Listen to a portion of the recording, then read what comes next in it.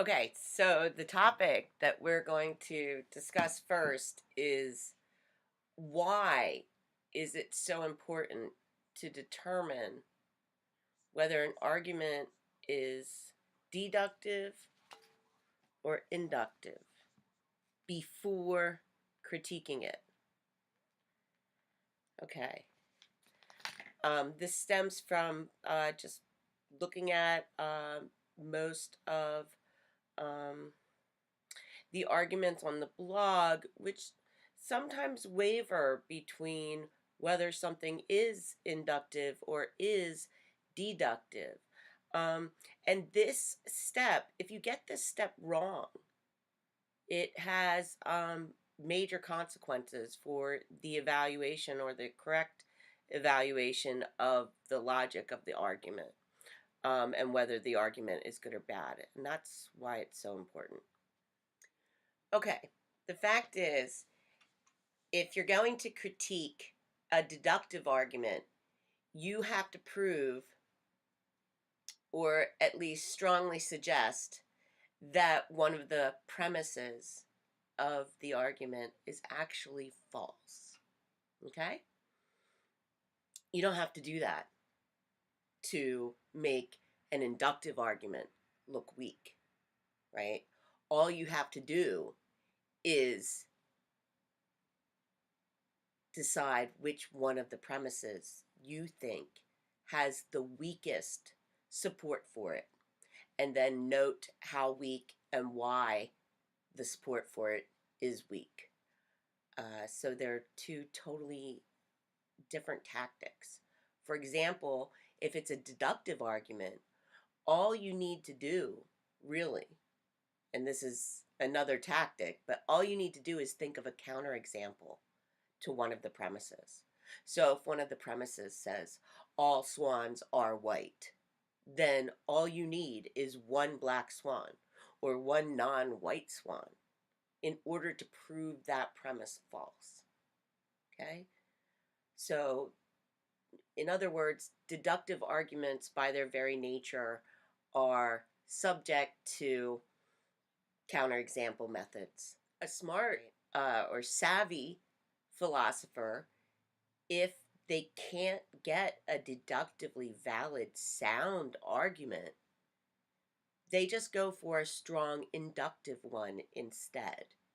And honestly, that's a smart move, okay? Because you're able to protect yourself from counterexamples. A counterexample, one instance that's not like the premise says it is not going to ruin an inductive argument. Because think about it. If I just tempered my argument down and said something like, most swans are white, okay? You holding up a black swan and pointing to it doesn't do anything to that premise, right? I can just reiterate, yeah, I said most, not all. Or even lighter might be some, right? For some to be true, some swans are white, there only needs to be one, logically. I know it sounds in English like there needs to be two, but basically, some just means one or more in logic and mathematics. So you're in luck there. So some you can get away with a lot. Most you're going to need more than 51%. But again, if it's an inductive argument, the criteria might not go that far unless you really get nitpicky about it. But yeah, you should be clear whether you're saying some, most, all, or none. Those are big terms to look for in anyone's premises, whether the argument is deductive or inductive. That with a deductive argument, you need to figure out which premise you think is false or can be most easily undermined, made to look false. Which one are you most skeptical about? That's the very next step to do after understanding your opponent's argument and deciding that you don't like their conclusion. If it's already valid, then what you need to do is look for that premise you think is false. Because what you're basically arguing is that it's unsound, meaning it may be valid, but it doesn't have true premises, right? So who cares if it's valid at that point, right? You check for validity first. The only reason you check for validity if they're trying to make a deductive argument, meaning they're trying to convince you that absolutely beyond a doubt, if those premises are true, that conclusion must be true. And they are basically saying, and these premises are true. So what they're perpetrating or what they're selling to you is a deductively sound argument. It's your job then at that point to figure it out if it is a deductive, in fact, but if they're presenting it as, you should interpret it as. Um, and then the next thing to do is figure out which premise you don't like. Inductive arguments, those are the ones that have to do with stronger or weaker premises that strongly or weakly support the conclusion. So it's not an absolute definite. Okay, that's at least an easy way to think about it, right? The premises, the truth of the premises make the conclusion more likely to be true rather than less likely to be true. Okay. So that kind of argument, you need to uh, find the weakest link. Find the premise that is most likely to be weak or weakly support the next premise or weakly support the conclusion or most likely to be false, right?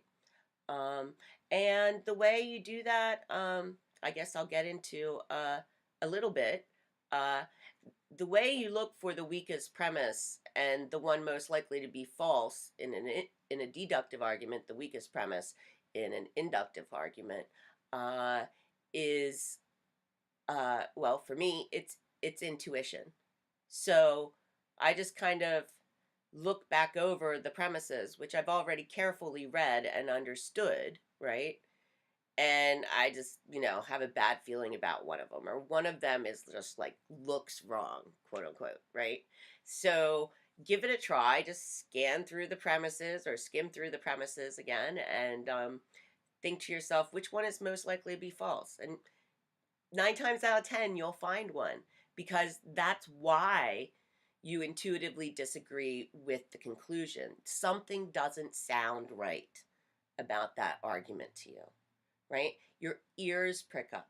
After you've looked and examined a lot of arguments, you get a sort of sixth sense for it or something like that, even though I don't really have an argument for why it would be a sixth sense, but maybe it's a little logical sort of know-how that just clicks automatically for you.